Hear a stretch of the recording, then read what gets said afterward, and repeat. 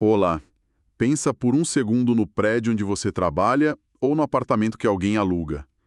Para a gente, é um lugar, mas para uma grande empresa, um único imóvel pode ser, bom, várias coisas. A sede, a fábrica, um item para venda ou Um cofrinho. um investimento puro. E dependendo da etiqueta que a contabilidade coloca nesse imóvel, o resultado financeiro da empresa pode mudar assim, da água para o vinho. E essa é a nossa análise de hoje. A gente vai mergulhar numa norma contábil brasileira, a NBC-TG 28, que trata exatamente disso. Propriedade para investimento. Pode parecer um tema meio árido, né? Mas a gente vai desvendar por que a escolha de como classificar um prédio pode transformar o lucro de uma empresa numa verdadeira montanha-russa. A nossa missão aqui é entender a lógica por trás das regras e o que isso significa para quem olha os números de fora. É justamente trazer um padrão. Imagina só a confusão se cada empresa pudesse tratar seus imóveis de investimento de um jeito diferente. A ideia é basicamente definir as regras do jogo. O que é um imóvel de investimento, como ele é medido e, principalmente, o que a empresa precisa contar para o mercado sobre ele. Certo, então o nosso roteiro é esse. Primeiro a gente delimita o campo. O que exatamente a norma chama de propriedade para investimento? A linha que separa isso de uma fábrica ou de um apartamento à venda é bem mais sutil do que parece. Depois, a gente entra no coração da discussão, a grande escolha que as empresas têm que fazer entre avaliar o imóvel pelo custo de compra ou pelo valor de mercado. E, por fim, o que acontece quando os planos mudam e um prédio que era sede vira um ativo para alugar. Então, vamos lá. Pelo começo, o que define uma propriedade como sendo para investimento? Não é só qualquer imóvel que a empresa compra, certo? De jeito nenhum. A definição central da norma é, na verdade, bem direta. É um imóvel, pode ser um terreno, um prédio ou os dois, que a empresa mantém para duas coisas: ou para ganhar com aluguel, ou para esperar o capital valorizar. Ou os dois, claro. O ponto-chave é o que ele não é. Ele não pode ser usado na operação da empresa, tipo a fábrica ou o escritório da administração. E também não pode ser algo que a empresa constrói para vender, como, sei lá, o estoque de uma construtora. Ah, entendi. Então a intenção por trás da posse do imóvel é tudo. A norma dá alguns exemplos para deixar isso mais claro, né? Sim, são ótimos exemplos. Pensa, por exemplo, num terreno que uma empresa compra numa área que está crescendo, sem nenhum plano de construir nada ali. A ideia é só esperar a região valorizar e vender dali a 10, 15 anos. Isso é um caso clássico. Ou então um edifício comercial inteiro que a empresa é dona e aluga cada andar para um inquilino diferente. O dinheiro entra do aluguel, ponto final. E tem aquele ponto sobre o fluxo de caixa ser independente, não é? Isso me pareceu uma boa forma de pensar na diferença. É a melhor forma. Um imóvel para investimento gera dinheiro de uma forma separada do resto da operação. O aluguel do seu prédio comercial não depende se a sua fábrica de sapatos está produzindo muito ou pouco, sabe? Já a fábrica em si, o valor dela está totalmente atrelado à produção de sapatos. Um não existe sem o outro. Essa independência é o DNA da propriedade para investimento. Entendi. Isso ajuda a traçar a linha. Mas e os casos mais, digamos, cinzentos? A norma fala de hotéis e isso sempre gera uma confusão. Um hotel, no fim do dia, é um prédio que a empresa é dona e ela aluga quartos toda noite. Por que isso não é propriedade para investimento? Essa é a pergunta de $1 milhão e nos leva direto para o conceito de julgamento. A resposta está no peso dos serviços adicionais.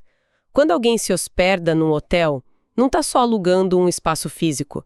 Está comprando um pacote que inclui recepção 24 horas, limpeza diária. A troca de toalhas, o serviço de quarto, o carinha que ajuda com as malas. Exatamente. Esses serviços são tão importantes, ou às vezes até mais, do que os 4 metros quadrados do quarto. Eles são uma parte essencial do negócio. Por causa disso, a norma entende que um hotel operado pelo próprio dono não é um mero investimento imobiliário, é uma propriedade operacional, um ativo imobilizado, assim como uma fábrica. Certo. Então a linha que separa uma coisa da outra é a intensidade do serviço. Se o serviço é mínimo, tipo segurança e manutenção de um prédio comercial, o foco é o imóvel.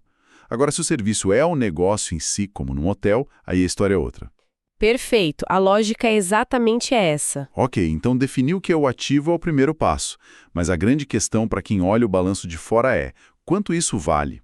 E é aí que a coisa fica interessante, porque a empresa precisa fazer uma escolha que vai impactar direto nos seus resultados.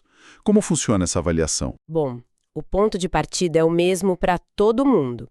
No momento da compra, o imóvel entra no balanço pelo seu custo. E isso não é só o preço que está no contrato. Inclui também todas as despesas para aquisição. Honorários de advogado, impostos de transferência, taxas de cartório. Tudo isso entra no custo inicial. Certo, esse é o valor da foto inicial. Mas o valor dos imóveis muda. Como essa mudança aparece nos balanços seguintes? É aí que vem a grande decisão estratégica. A empresa precisa escolher uma política contábil e, muito importante, aplicá-la para todas as suas propriedades de investimento.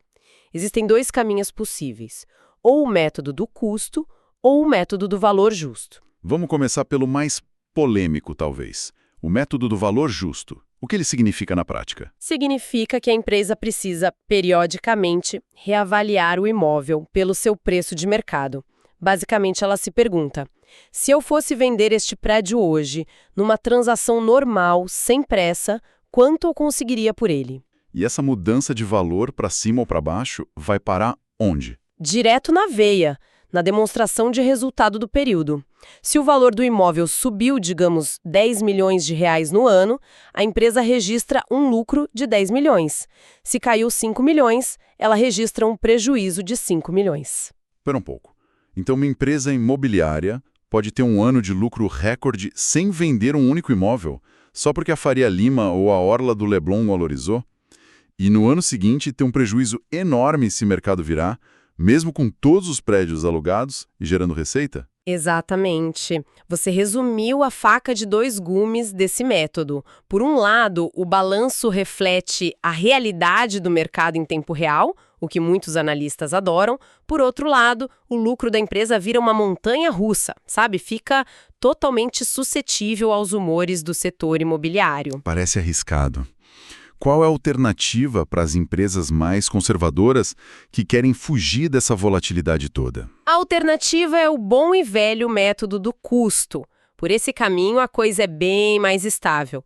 O imóvel continua registrado pelo seu custo de aquisição e esse valor vai sendo reduzido ao longo do tempo pela depreciação, que é o reconhecimento do desgaste natural do prédio, né? E tem o tal do impairment também, certo? Sim.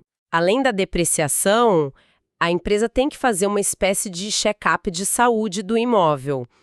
Pensa no impairment, assim.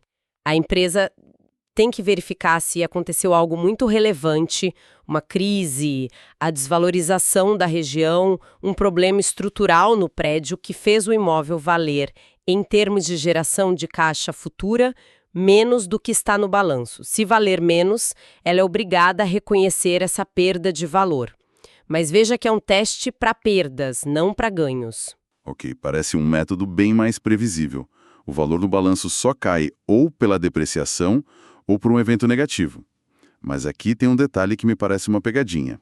Mesmo que a empresa escolha o método do custo para fugir da volatilidade, ela não escapa totalmente do mercado, certo? Ela ainda tem que confessar o valor de mercado em algum lugar. Exato, você pegou o ponto. A norma obriga a empresa que usa o método do custo a divulgar, lá nas notas explicativas do balanço, qual seria o valor justo de suas propriedades. A lógica é que o investidor precisa dessa informação, não importa o método contábil. É um jeito de dizer, ok, você pode registrar pelo custo histórico para ter um resultado mais estável, mas não pode esconder do mercado quanto esse ativo realmente vale hoje. É o melhor dos dois mundos em termos de informação. Faz todo sentido. É uma questão de transparência. Uma coisa é a regra contábil, outra é a informação essencial para o mercado. Agora, a vida de uma empresa não é estática. Planos mudam. O que acontece quando o imóvel troca de chapéu? Por exemplo, a empresa cresce, precisa de um novo escritório e decide usar um prédio que até então ela alugava para terceiros. Como fica? A norma é bem rígida com isso. Uma simples mudança de intenção da diretoria, algo como, acho que ano que vem vamos usar aquele prédio, não significa nada para a contabilidade.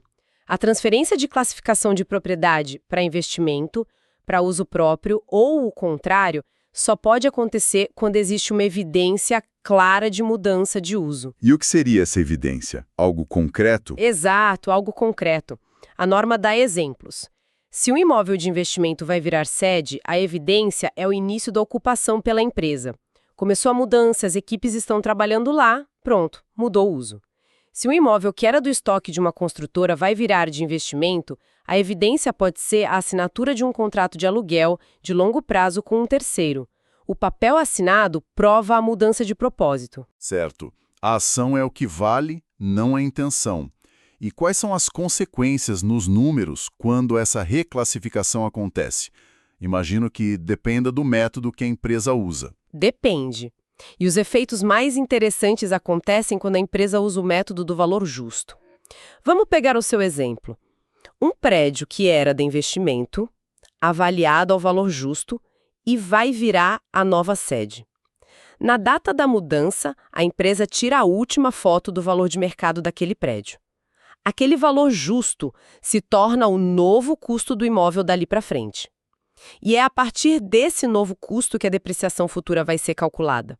Basicamente, o valor de mercado daquele dia é congelado e passa a ser a nova base histórica do ativo. Entendi. E no cenário oposto, um prédio que era a sede, registrado lá pelo custo e já com depreciação acumulada, de repente fica vago e a empresa decide alugar.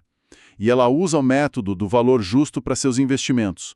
O que acontece aí? Esse é o cenário mais complexo. Na data da transferência, a empresa compara duas coisas: o valor contável do prédio, que é o custo original menos toda a depreciação, e o valor justo dele no mercado. Se o valor de mercado for mais alto, ou seja, o prédio valorizou, esse ganho não vai todo para o lucro. A regra é mais sutil. A parte do ganho que reverte perdas por impairment antigas, se houver, vai para o resultado. O restante da valorização vai direto para uma conta de reserva no patrimônio líquido, sem passar pelo lucro do ano. Uau! Então, uma simples decisão operacional de mudar o uso de um prédio pode criar um ganho direto no patrimônio da empresa sem que ela tenha vendido nada. Realmente, não é só uma formalidade burocrática. É uma decisão com consequências financeiras imediatas e bem significativas. Exatamente. A classificação contábil de um ativo imobiliário é uma decisão estratégica que afeta diretamente como o mercado enxerga a saúde financeira e a performance da empresa. Ok. Então, para amarrar as pontas do que a gente viu até aqui. Primeiro, a definição do que é uma propriedade para investimento é bem específica. O objetivo tem que ser renda com aluguel ou valorização e não o uso na operação. A linha divisória, como a gente viu no caso do hotel, é a importância dos serviços prestados. Depois, vimos a escolha crucial que a empresa faz.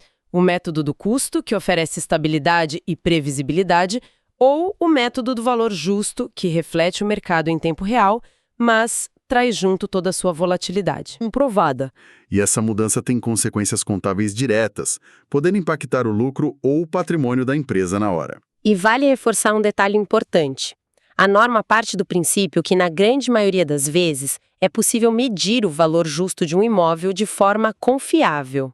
A exceção é para casos muito, mas muito raros mesmo, como um imóvel super especializado para qual não existe mercado. A regra geral é: quase sempre existe um jeito de encontrar o valor de mercado. Perfeito. E isso me deixa com um pensamento final para a gente refletir. A norma assume que esse valor justo é um número alcançável. Mas vamos ser práticos. Em mercados imobiliários muito turbulentos ou com poucos negócios, onde o valor justo é mais uma opinião de um avaliador do que um fato, a escolha entre o método do custo e o do valor justo pode mudar completamente a percepção de risco de uma empresa. Para quem investe, o que transmite mais segurança? Um balanço estável ancorado no custo, que talvez esteja completamente defasado da realidade, ou um balanço que sobe e desce com o mercado, mostrando lucros e prejuízos de papel que podem nunca se transformar em dinheiro de verdade? Fica a reflexão.